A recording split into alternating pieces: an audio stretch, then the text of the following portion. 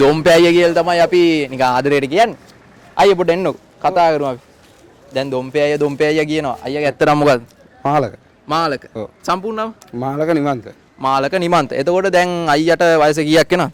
26. 26. දැන් අවුරුදු කීයේ ඉඳන් වගේද අලි බලන්නේ? මම අවුරුදු 8 ඉඳන් වගේ තමයි අලි බලන්නේ.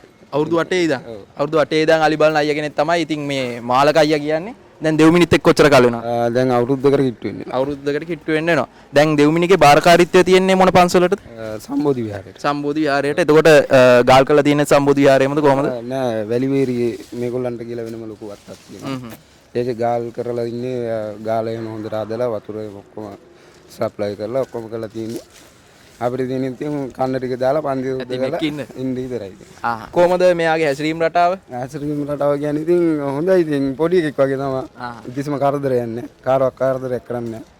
ඔය රිවර්ස් එකට යන එක තමයි මේකේ තියෙන එක. දැන් ඒක පිටිපස්සට යනවා. දැන් ඒවත් මොකුත් නැහැ. මේ ඉතින් අර එහෙම යනවනම් අපි දෙන්නා දෙපැත්තට තල්ලු කරලා තමයි මෙයා රිවර්ස් එක ගන්නේ. එතකොට මේ කොහමද මෙයාගේ වයස?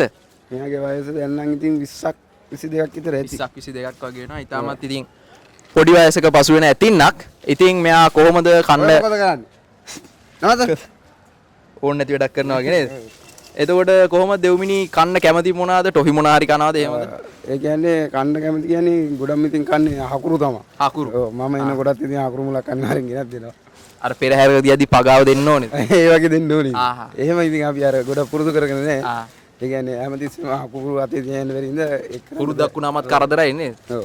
ඒ වුණාට ඉතින් අර පාරේ කට්ටිය කැම් බීම දෙනකොට ඉතින් දෙනවා. ඒවා දෙනවා. ඒ පුරුද්ද තියෙනයි. කඩයක් ගාමින් යනකොට එහෙම ඒ කඩේ දුන්නොත් එක දවස් දුන්නොත් දෙවෙනි දවසෙත් එතනටම එලා මතක තියන් ඉන්නවා. එතකොට ඒ වගේ විස්තරයක් තමයි මේ දෙව්මිනිය ගැන අපිට දෙන්න තියෙන්නේ. ඉතින් අපිත් එක්ක අද සම්බන්ධුනේ මාලක අයියා. ඉතින් බොහොමත්ම ස්තුතියි අපිත් එක්ක මේ වගේ කාර්යබහුල වෙලාවක සම්බන්ධ වුණාට.